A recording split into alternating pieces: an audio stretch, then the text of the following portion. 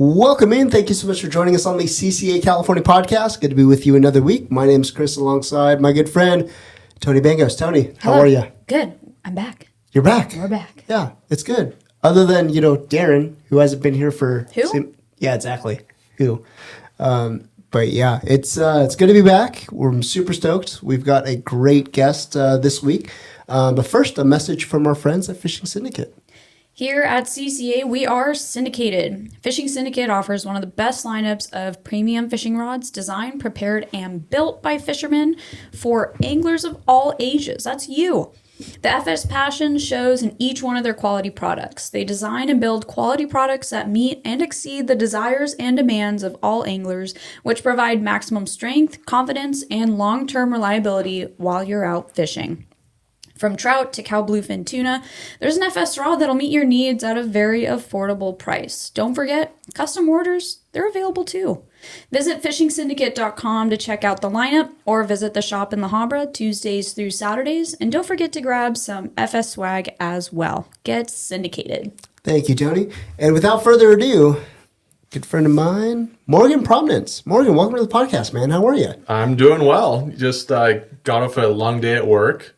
And yeah, excited to be here, hanging out with you guys. Yeah, hell yeah. Thanks for coming. We're kind of in your old neck of the woods here in Oceanside, California. Yeah, I used to work just up the road and live just down the road. So you guys are in Oside, baby. Oh, yeah. Oh, yeah. You're in familiar territory. Yeah. Awesome. Well, let's get started here. I know with... you've got a very interesting background in the fishing industry and all that, and we'll get to all that. But tell us a little bit about yourself, man. Well, I'm just a regular person who has the fishing bug really badly.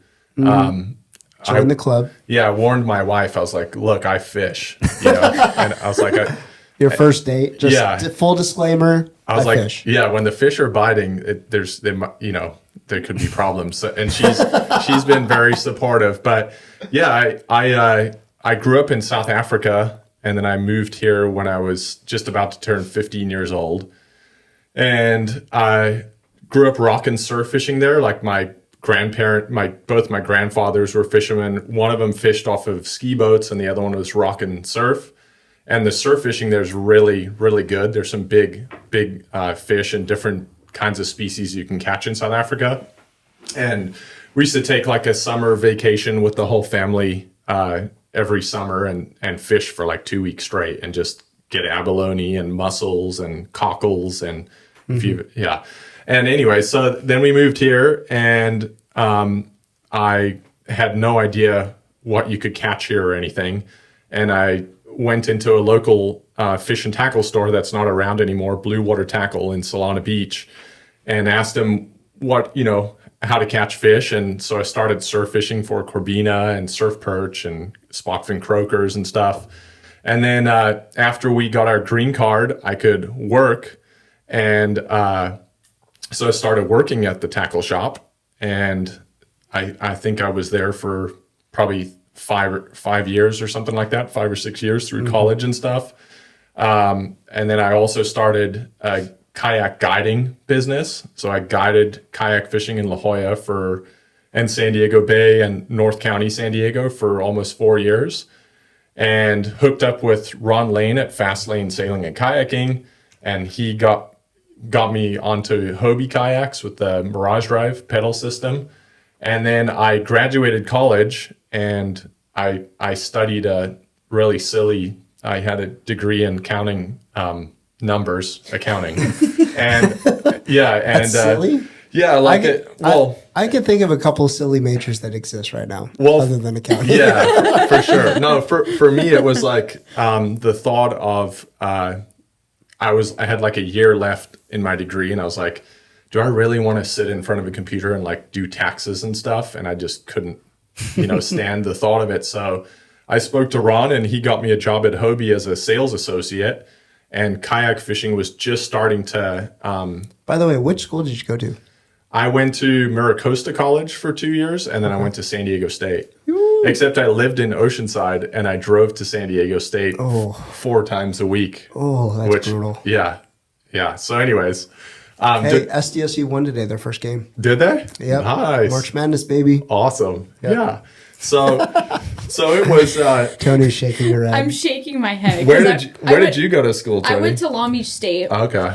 I did community college for a little bit. I did community college for a little bit. Went to Long Beach State. Marine biology was my major, but I was doing the drive from Anaheim to Long Beach pretty much every day because I was working at the Aquarium of the Pacific at the time. So I was literally going to Long Beach almost 7 days a week. Wow. Yeah.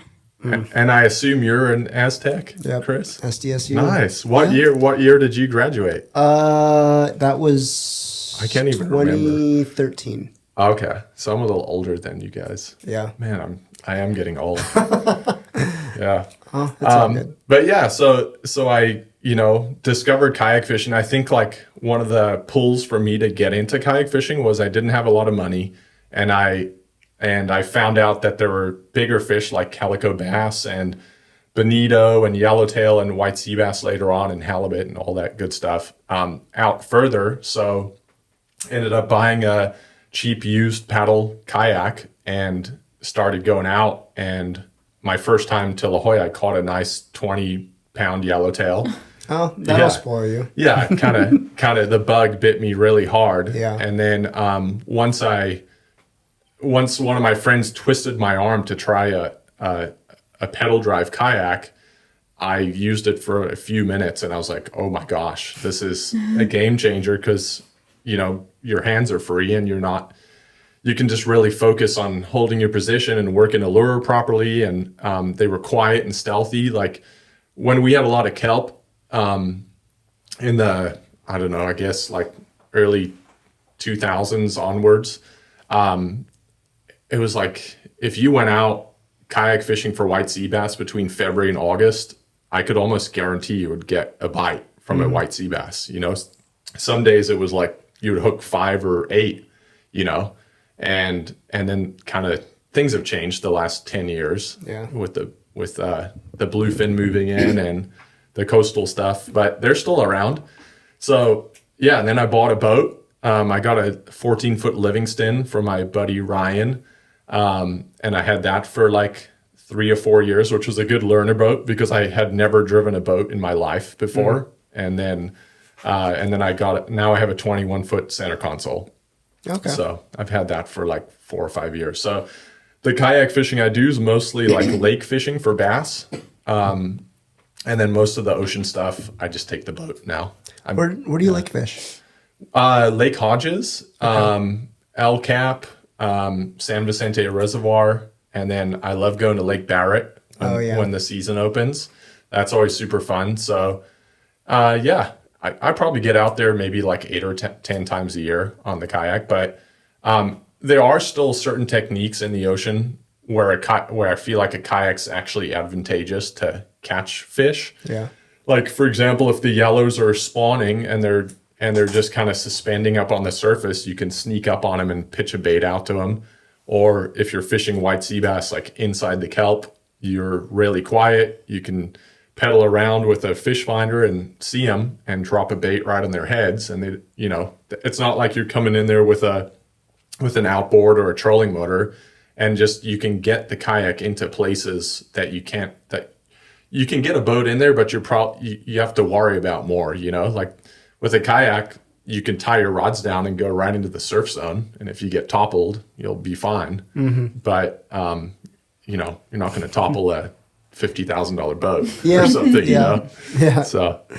Oh, very cool, man. Yeah. Very cool. So basically, you've got all of it. Well, okay, let me go back. So you worked at a tackle store during high school and all that, correct? Yeah. So how was that experience? Just kind of growing up, doing the tackle side, and then moving on to kayak fishing, and how was that? Just kind of, because that's not typically a typical job for a high school student. Yeah, it was amazing to have that opportunity to learn at the tackle shop. Mm-hmm.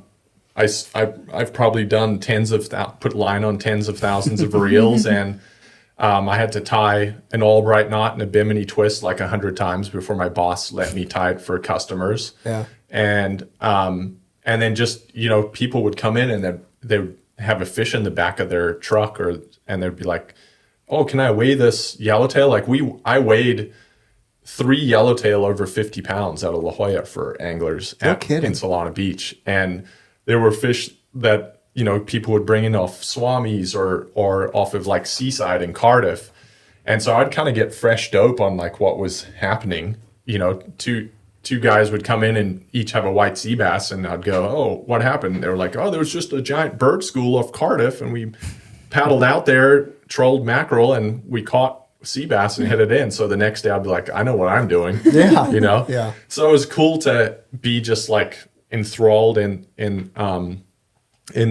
fishing like that. And then weirdly enough, as Tony can probably relate to, I was like in my late teens, and I felt like I was partially a psychiatrist for a lot of people. They would come in and tell me like their marriage problems or like financial problems. Some people would hang out in the store for like hours, you know? Oh my gosh. And it was cool. So I guess I just learned a lot of different stuff and knots and techniques and ways to work lures and what lures to use, and from catching like trout and crappie and bass to all the way up to like tuna fishing. And then I guess what's so awesome about fishing to me is like every single time you go out, no matter what you're doing, if it's lake fishing or going out on a boat, deep sea, it's like you're in this, I don't know, you're in this realm that you have all these possibilities that could happen, and your preparation and everything that you put into that day can really pay off. And, you know, you're giving yourself a chance. It's almost like a gambler's high every time you go out fishing. So, I don't know. Yeah, I can relate. Yeah. For sure. You know, I got to ask, so I guess 2-part question. So on the tackle side, and also more so because you had said that you got in like in La Jolla and doing kayak fishing there. How are things back then compared to how they are now? Has there been drastic changes or drastic differences from, you know, two different points? There's more people on the water, but there's no shortage of fish. And, you know, I would fish North County, and this was pre-MLPAs. And where I learned how to kayak fish was like the stretch of beach between Swamis and Seaside in Cardiff. And that's all in MLPA now. So I would, you know, launch my kayak through the surf. And I wish I knew then what I knew now, like the techniques and stuff. But I, you know, caught a lot of bass and halibut and things like that. But the conditions have changed too. You know, I feel like the kelp beds used to be a lot more, well, 100%, they were a lot more defined, and you could fish the outside edge of the kelp or the inside the kelp. And it was like a whole, you know, different world out there. Now it can be a little harder to locate fish. You know, there's still structure and some kelp and stuff like that around. But just your techniques and stuff have changed.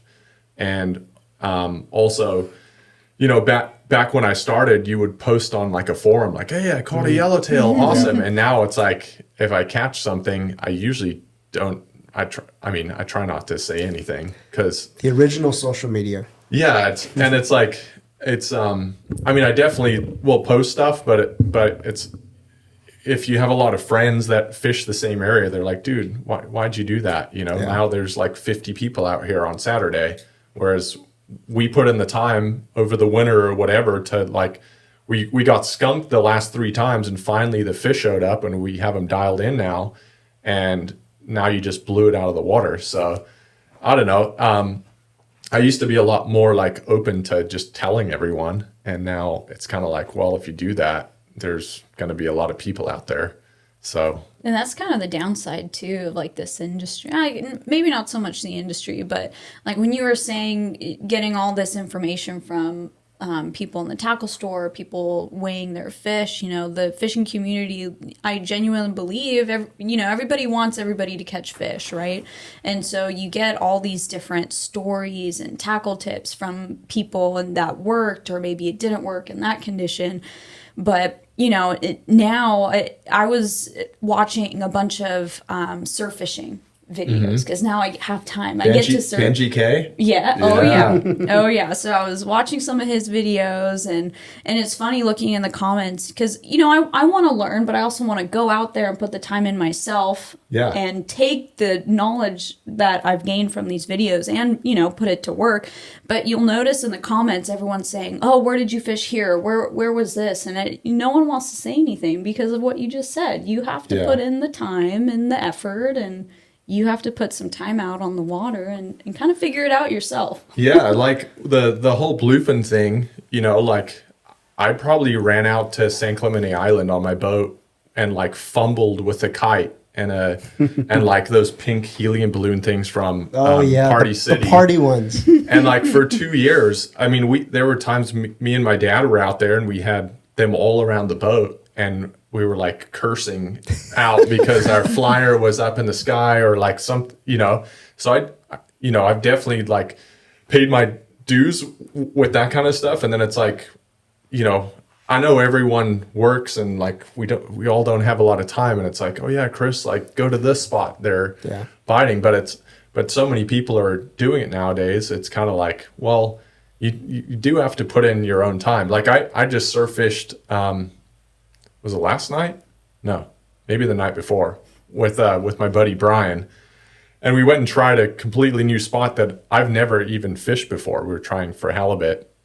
And then we went to like another place and I was like, hey man, don't tell anyone about any, because I know this spot, but I was like, yeah, I told 2 kids in my neighborhood and like they text me pictures of fish all the time, which I love, like they're young kids having fun, which is great, but I wouldn't post it on social media or like a forum because it would be ruined. Every time you go down, there's going to be like someone fishing in the 3 good holes that are there. That reminds me, Tony, we just had this conversation. Do you remember the Boston Big Game kites? Yeah. From like, I think it was like 2016 I have 2 of them or still. 2017. Yeah. That's just like a blast from the past for me. Like I can't tell you how many of them I lost, how many of them I had to bite.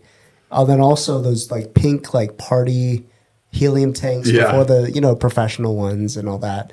Just mind blowing how much more efficient and dialed in we are now in blue fishing than we were just, what was that, 7 years ago? Yeah, I remember like even trying to figure out how to rig a flyer properly. Yeah, the yummy flyer. Yeah, the yummy flyer, but even like a dead flyer. Yeah. And there were no videos for like the longest time. And then I had to like beg and borrow, like I'd spy on like how someone was doing it on a charter boat or something. Yeah. And I'd like snap a picture or something, be like, okay, cool. Like you put the hook right here and the leader's got to be this long. Mm-hmm. And, just little things where you get that thing flying right or looking right eventually. And then you have the success. And, I don't know. People can be pretty expecting for people just to give them like information, And it's like, no, dude, like go out there and freaking put in the time and effort. Figure it out. A lot of people have. Yeah. Well, I definitely want to get into bluefin fishing, but let's start with the basics here. So Tony and I have never fished off a kayak before. You're pretty, I've heard you're pretty good at it, but what would be the basics, the 101 course that you would teach as far as kayak fishing when it comes to, best ways to get into it, best ways to figure out what's going to be the right boat for you, all that stuff? Yeah, so I would say number one is it's kind of a thing that you should really appreciate the help of like going to a specialty store. Like don't go to, a store like, for example, Walmart where you'll buy something, but there's no one there that knows about it or is passionate about it. Go to a good kayak store and demo a few different kayaks there. Our good friend Ron Lane. Yeah, He's exactly. got you dialed in. Yeah, so you can try different kayaks because depending on like your size, your height, and your weight and your agility, it's different if we're putting an 80-year-old versus a 16-year-old on a kayak, and then you have to look at how you're going to transport the kayak, what kind of vehicle do you have, because you want to make it easy to load and offload from your car. Otherwise, it's going to kind of be something that's in your way that stops you from going. But once you've gone to the shop and demoed some kayaks and stuff, like support those people who gave you the opportunity to dial it in, buy the kayak from them. And then a lot of them will have ambassadors associated with their stores that can take you out. Like I know Ron was doing the fishing mission thing where you could sign up, and that was a perfect way to learn how to kayak fish, go out with someone like Afrin from Warbaits, or any one of the other shop people that work there, and spend a day in the bay or on a lake and get used to your kayak in calm water. And then even if you do decide to go ocean fishing, like if you launch through the surf, you're gonna flip eventually, you know. And so just, you know, take the precautions to learn how to leash down your rods, or like take your kayak out without any rods and go mess around in the surf, you know, and flip it and practice turning it over and everything until you're like, okay, if I get into this situation, I'm fine. And then just go for it. But I always say, like, be safe, wear a life jacket. And then number two, like, always, I'm a hypocrite when I say this, but always try to go out with another person, because if you flip your kayak or if something happens, you have a heart attack or something, that other person can call 911 or help you, you know. I've seen a lot of situations where having another person. In fact, one of the times I went solo, I flipped my kayak while I was bringing a white sea bass into my lap, and I thought I was so cool because I didn't want to get slime on my legs. So I opened my front hatch and I was tied off to the kelp during a day where there was probably, you know, like a solid 5-6 foot swell running. Of course. And as I was pulling the fish in, the swell came through and my leash on the kelp tightened off, and my kayak went over in slow motion, and because my giant front hatch was open, it filled up with water within like 45 seconds. Oh, shit. And there was one boat in La Jolla that day, and I was in the water. I turned my kayak back over and I got back on it, but it was so full of water, it was floating, but it was underneath the water, so I couldn't even like drain the hatch. So I used my paddle and I waved down. I still to this day don't know who the two anglers were that saved me that day, but they came over and they hauled my kayak onto their boat and we drained the water. And then they were like, okay, are you good to go? Or do you want to ride into the beach? And I was like, yeah, please, can I have a ride into the beach? I lost the white sea bass. I lost like 3 or 4 rods and reels. And oh man. But if I'd had a friend there, at least, you know, I would have had an opportunity to save the fish. Yeah, maybe not the fish, but figure out a way to like get back to the beach safely, you know, because I'm very lucky that other boat was out in La Jolla. Otherwise I would have had to swim back into shore, which I was probably like a mile, you know, from shore. So yeah, take a buddy. But yeah, but all that knowledge you can find at like a good kayak store, or like online, or you know, like Dennis Spike, I know, or Jim Salmons, or a lot of people like that are fantastic with sharing information and stuff like that. When it comes to certain models of kayaks or brands or whatnot, does a certain model of kayak fit a specific person, or is it just a line of kayaks that you just got to figure out which one in that model class fits you? Yeah, so go ahead. That makes sense. Yeah, that makes sense. I mean, there's some kayaks like the Pro Angler series and the Titan and stuff I forget who makes the Titan. I should know this, but every brand has like a big person kayak now, right? And they're a larger kayak like that is going to be harder to portage down to the beach. It's going to not do as well in the surf or whatever, but it's like if you're launching at a boat ramp in San Diego Bay, it's like, what are you worried about? You know, get a big, sturdy, wide kayak. You're going to have more space to store gear, more stability and weight capacity. And then there's the other side of the spectrum, which is like your traditional thin, skinny, fast kayak. And so it all depends on your experience level and your ability on the water. Like if you surf or, you know, skateboard or something, you're probably going to have some better agility. and be able to go with a lighter, faster kayak. But like my boat of choice for La Jolla is a Pro Angler 14, but I had 2 kayaks at the time, and I would use like an Outback or a Revolution 13 or a Compass or a Passport now. There's so many options, and that's just from Hobie to fish North County because I wanted a lighter kayak that I could portage and launch through the surf and go for a few hours after work or something.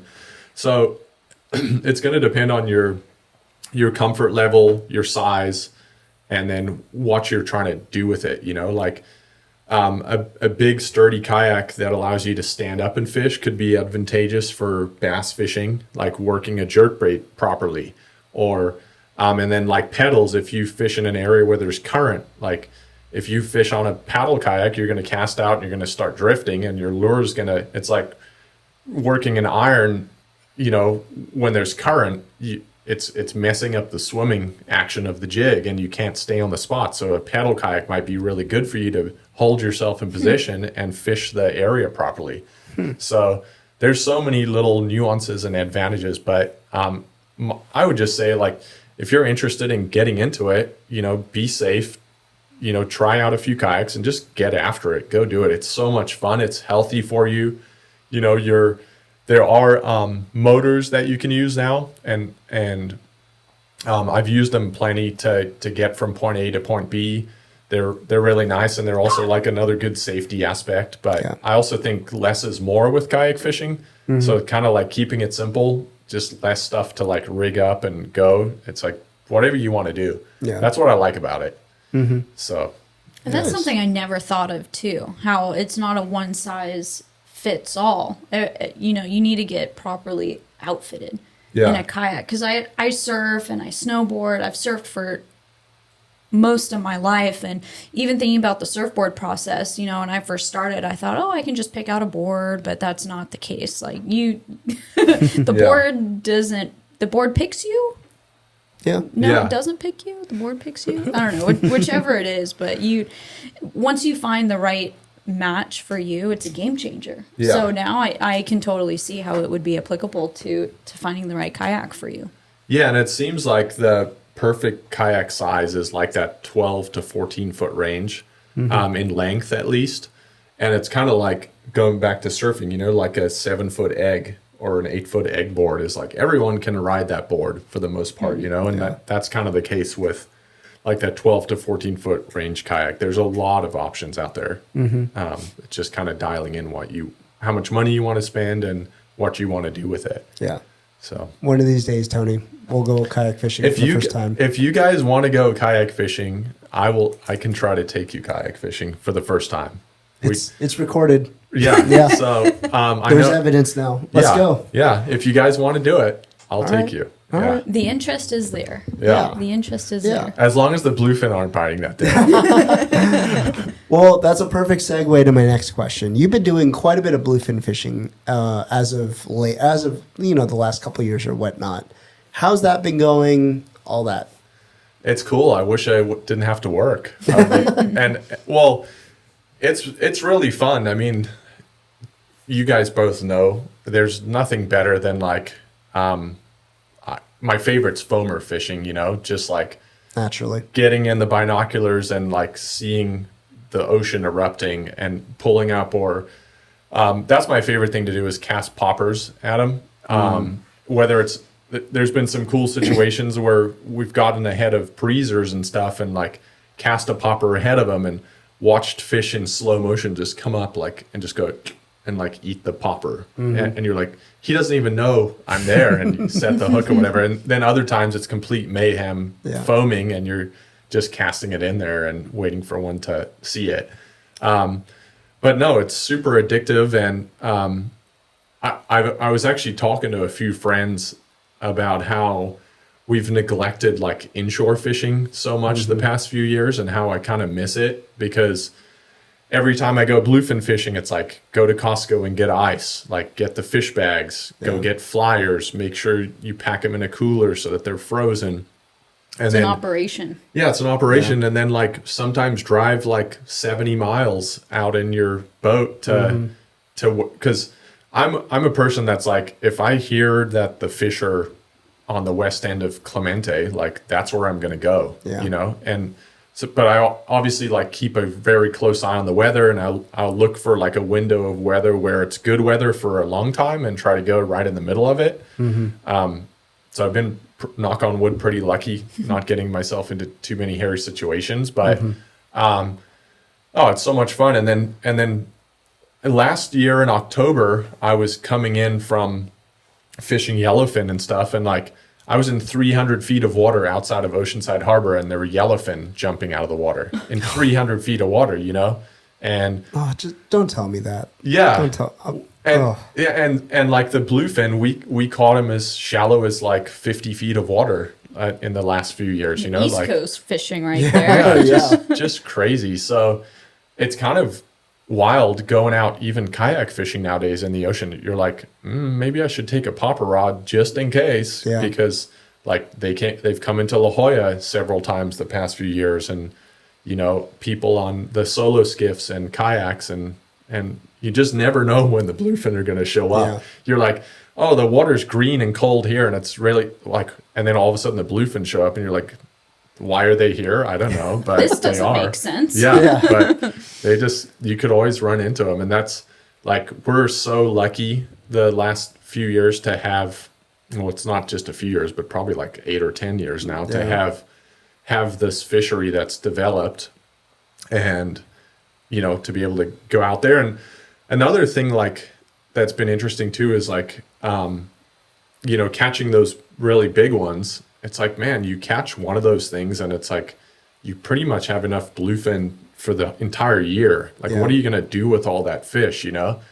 So I'm kind of toying with the idea of like just trying to release more fish this year. I know they're kind of a difficult fish to release, especially if you're using like treble hooks and stuff like that. Yeah. And that one like Italian lip gripper tool's like $300 or $400, but I don't know. I think we're going to start seeing that a little bit more, like people starting to release the bluefin and stuff, just because it's like, man, you only really need to take one fish. I understand if you want to take more and like share it with your friends and family and stuff, but like, it's just so plentiful, and there's so much bluefin around in the summer. Yeah. I mean, imagine because we were talking about this with our guests earlier today, but, you know, imagine, Chris, if there was a way that these spaghetti satellite tags or the spaghetti tags were just accessible to people like us and the community down here, that if, you know, you catch a cow or you catch one over 100 and you're like, oh, you know what, like it was fun, maybe I'm going to release it. How cool would it be for those tags to be readily available so that you can tag them and then release them again? Yeah. Citizen science. Yeah, exactly. Us as anglers kind of participating in science and also conservation too. They do that in Florida, don't they, with like the redfish and stuff? Or I don't know. They do that with a whole bunch of they don't do the satellite tags, but the spaghetti tags for, you know, redfish. Plus, they just tag redfish all the time too. Okay. Yeah. Yeah, it'd be cool just to like start a movement of like tag your fish, let it go, and like maybe it gets caught again someday, and you're like, sweet, look at, you know, 3 years ago this fish was caught, and now it's this big, and I caught it in La Jolla, and now it's in Morro Bay. You know, or I don't know, whatever. Well, it's known that, you know, these fish pretty much do like a figure eight up between Northern California and even Southern Oregon, all the way down to Baja, to where that's all they're doing all throughout the year. And you hear those stories of bluefin off Monterey or Morro Bay, or you know, even obviously down south and down here and all that. But it's really interesting. That would be actually kind of cool to actually have those tags accessible to where we'd be contributing towards the science because we need it. Yeah. We need the research. Yeah, it'd be fun. Yeah. Yeah, if anyone has a friend that could let us in on that, we're happy to volunteer as tribute. Exactly. If anyone knows somebody, make sure to get in contact with us. Morgan, have you ever done, sorry to go back to kayak fishing, have you ever done those Islander trips by chance, the mothership trips? Yeah, I have. How fun is that? It's really fun. You get to relax on a beautiful big sport boat and get all your tackle ready, and the crew loads your kayak, and crate or your bait tank or whatever you want to take out there, and then you're with a bunch of like-minded anglers, so there's plenty of like excitement and talk and sharing stories and techniques and stuff. And then you wake up the next morning and you're in the at beautiful San Clemente Island or wherever else they would take you out to. I think it's usually San Clemente. Yeah. And you get to launch and it's gorgeous most of the time, as long as the weather's good. And then you're in this incredible fishery where there's giant calico bass, there's halibut and sea bass, and the yellowtail fishing is really good. And I even know, I don't know if it was last year or the year before, like a group of those kayakers that went on the Islander, a school of big bluefin came through. I was just about to ask. Yeah, and everyone hooked a bluefin. I don't think anyone landed their fish, but I think they were a little too large. Everyone's just getting towed around. Yeah. Yeah. Have you hooked a bluefin on the kayak? No. No.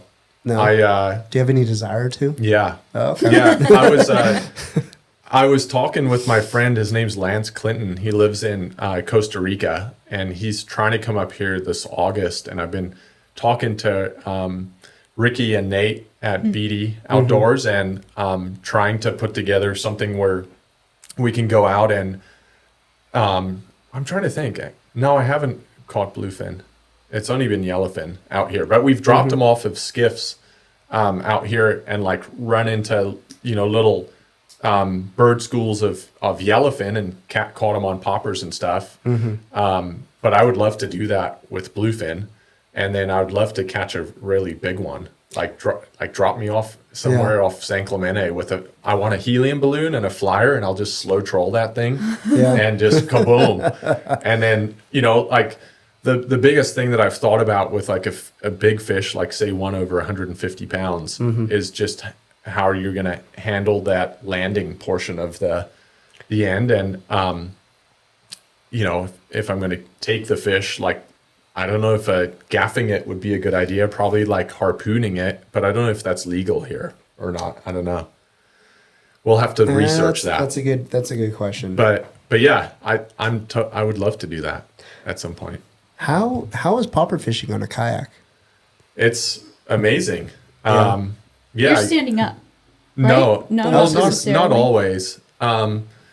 Like I've hooked some big fish like roosters and white sea bass standing up, and immediately like you go to your butt as soon as you hook them, but no, you just cast sitting down. And it's again, you're like super quiet. Those foamers and stuff, like those yellowfin, they even spook when you're on a kayak. Just the like little thud of your kayak, they hear it, so it's like you can't you're more stealthy than a boat, but they still know that you're there. But it's awesome, man. I've been lucky enough to like kayak fish in Panama with insane popper fishing, and then Mag Bay, what's the bank that's on? I forget. I'll think about it. But we had like good yellowfin tuna fishing down there on poppers, and then it's just epic, man. Like watching a fish eat a popper sitting at the same level as them is pretty cool. It just seems very difficult to be sitting down and just basically popping. No. Really? No, it's like getting a spinning rod, my go-to for like bluefin for larger ones is like I forget the sizes of Daiwa now because they've changed them, but I have no, it's a Soltist. It's the blue one, the cheaper one. The spinning rod? Yeah. Oh. And I have 80-pound braid on it, but then I have another setup that's like a 5,000 and I have 50-pound braid on that. And that's like usually my go-to for like fish for up to 50 pounds. I caught a pretty big one on the 6,500, and like I swore, like I haven't taken it apart, but its drags have to be like melted. It got really hot. I got a 160 pounder on the popper on the spinner, and I got him up to the boat in like 40 minutes because I was using the AFCO harness. And my friend Mike gaffed the fish in the head, and it was still really green, and it smashed his hands against the rail, took skin off his knuckles, and took the 8-foot gaff 800 feet down. And I was like, oh man, like, yeah, Wow. yeah. And my reel, when it took that run, that's the first time in my life I saw a reel smoke, and I couldn't even touch my reel. Oh my gosh. And I've caught fish on that reel since, and it still works. So kudos to Daiwa for their Soltis, because that setup's caught a lot of fish. But yeah, man, off a kayak with the spinner, it's you can just kind of keep your rod tip up a little bit higher, and almost like you work a jerkbait, you kind of pop it on a little bit of slack in your line, because those little subtle pops are like what I find. At least the tuna around here really like it more than a kabloosh, like hard, fast pop. Oh, so it's more subtle. Yeah, more like sometimes even just like trying to keep it in Like the a same twitch. spot and just being like, chirp, chirp, and let it sit there. Just letting it sit. Yeah. And then all of a sudden they go, oh, I can't help myself. There is not too many more exciting things than popper fishing or getting a fish on popper fishing, in my opinion. Yeah. Chris is a little biased. That's his favorite. Yeah. Do you have Yeah, have a favorite popper fish story, Chris? Not a story. I mean, everything.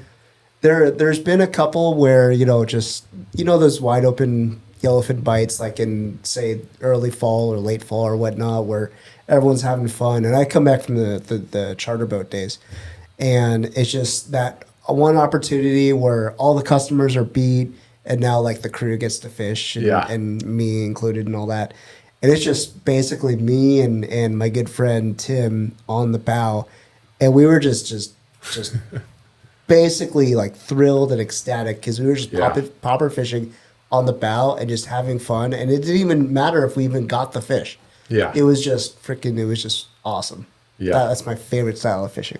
Yeah, and I'm sure like Tony, because you've got so much experience on the water on the charter boats, like you never know when those fish are just gonna act the right way, and like you have that opportunity to. So I always like to have my favorite lure for tuna to cast at them, like is a popper. Yeah. They just they can't resist a popper. Are you like me that likes like really weird colors, like the brightly colored, like the oranges and the pinks and all that? So my favorite popper last year was the Hoagie, the 7-inch. It weighs 3 ounces, and it's pink, translucent pink. Okay. And that thing outfished like the feed popper, the clear one. And I've tried a lot of different feed poppers and stuff, and the clear choice or whatever. Yeah. But I was throwing small poppers, and that they were eating that, like on multiple occasions, they ate that 7-inch popper as well as they would eat like a micro popper, Interesting. And so Interesting. yeah, the bright pink. Yeah. I throw a lot of the Chuck Norrises from Nomad. And all that. Yeah. But yeah.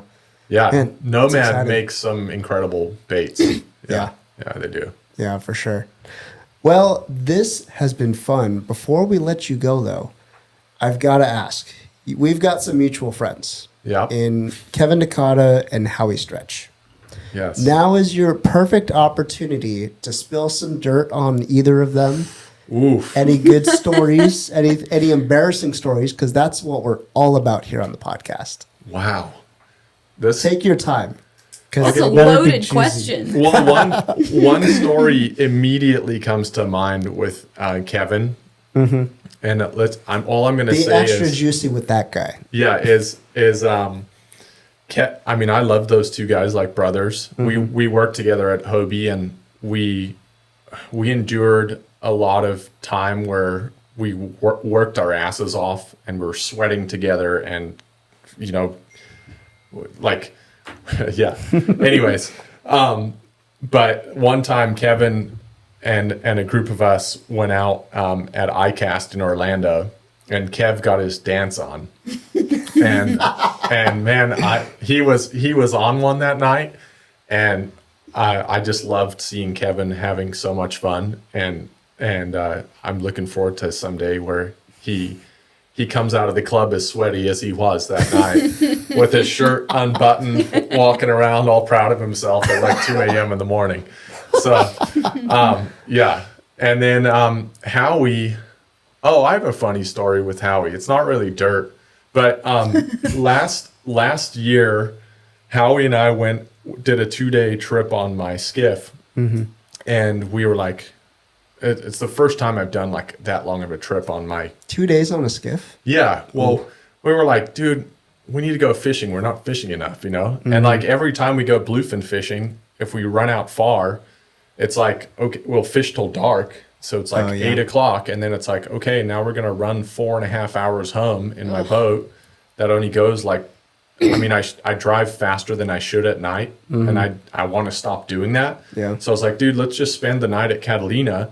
And we'll wake up early in the morning and drive. Oh, I have another story about Kevin too. We ran out of gas on his boat one time and he didn't even tell me. And we're like just past the Coronados and he's like, well, I guess we're out of gas. Oh, I'm my like, God. Casually? yeah. And I'm like, Kevin, like you didn't tell me? He goes, no, I've been thinking like, I was wondering how big my tank was and like what my fuel. And I'm like, you just chose to experiment with your boat. So we waited for like 3 hours for Boat US to bring us some fuel. And I'm like, freaking Kevin. He's just classic. But yeah, so Howie and I did that 2-day and we slept in the isthmus at Catalina. And we had caught our bluefin and they were all on ice in the fish bags. And we got 2 bean bags and we went to sleep that night after cooking some a great meal. I got this little boat barbecue and it was awesome. We made burgers, but I forgot the buns. And so I went to sleep and I don't know what time it was, but something like hit me in the face. And I woke up and it was a night egret trying to land on my head while I was sleeping. And so I was like, oh, and Howie's like, wait, what's happening? And I'm like, dude, a bird just tried to, and he goes, oh, okay. And I swear, like, I don't even know how long it was, maybe 5 minutes, maybe an hour. I don't know if it was the same bird landed on Howie's head. So we had an awful night's sleep, but we had such an epic, it was just fun, like I don't really have like dirt that comes to my head. He's a fast nice guy. on Howie. Yeah, he's pretty well behaved for the most part, But Kevin's definitely more well behaved now. But my nickname for Kev is the Wild Man. The Wild Man. There's only if I go fishing with Kevin, he stands on the bow and he tells me which way to go. Da, da, da, da. No, right, more right. What are you doing? Go this way. No. And so, yeah. Kev will direct me. Yeah. Where to put him. He has no problem doing that. Yeah, too. but he is an incredible angler, and he's got an eye for seeing stuff. Like I actually learned a lot of my yellowtail fishing, like especially like spotting breezers and stuff like that on the kayak from Kevin. He has an insanely good eye, and like he's deadly with those like handmade Japanese stick baits. I don't know anyone that fishes those lures as well as he does and gets those yellows to crunch them. So, yep. Yeah. That sounds like Kevin. Yeah. For sure. Yeah. Well, this has been fun, man. Thank you so much for popping in. Yeah. I really appreciate it. I know you've been a huge supporter of CCA for many, many years, and you just renewed your membership. Yeah. I think you registered for Star too, right? I did. Yeah. Did Stars start? Not yet. Okay. May 25th. May 25th. Okay. Yeah, I'm super excited about that. If you guys that are watching haven't signed up for the Star event, you should, because it's a great excuse to get out on the water and catch fish and earn points and like have a really good time, But I also want to thank you guys, and like I felt like I talked the whole time, and I wish That's why we brought you. I want to man. hear your stories as well, So maybe one day you guys can do a podcast and talk about yourselves instead of interviewing someone. Gosh, that'd probably be, well, for me personally, that would be the most boring podcast ever. I don't know. I don't think so. I'll just let Tony talk. Okay. She's got an interesting story. I have a few good stories. Yeah. Yeah. Well, Morgan, thank you so much, man. I appreciate you coming down. Thank you for having me. Yeah. Appreciate it. You guys keep up the great work, and thanks for fighting the fight for us anglers. Absolutely. Absolutely. Before we let you go, where do we find you on social media, and how do we get in contact and just basically talk fishing with you? My Instagram name is How's It China, and in South Africa, like when you say like, "Hey, what's up, dude?" You say, "Oh, how's it, China?" You know, like Ah. so HOWZIT China. Interesting. Yeah, I don't know. Some people don't get it, but anyway, so that's explaining what my Instagram is, and I don't really go on Facebook anymore much, but just Morgan Promnitz, I think, on Facebook. And yeah, if you want to send me a private message or anything, and have questions about kayak fishing, I'll do my best to help you out and get you going in the right direction, because fishing's fun and you should get out there and enjoy it. Yeah, we all need to Amen. do more fishing for sure. Yeah. Tony, another fascinating episode, fascinating guests, all good stuff. We have awesome friends. How lucky are we? We have such great friends. Morgan, you are definitely one of those for sure. Well, that is going to do it for this week on the CCA California podcast. Make sure to go to follow us on Instagram at CCA California, and we will see you guys next week. Take care.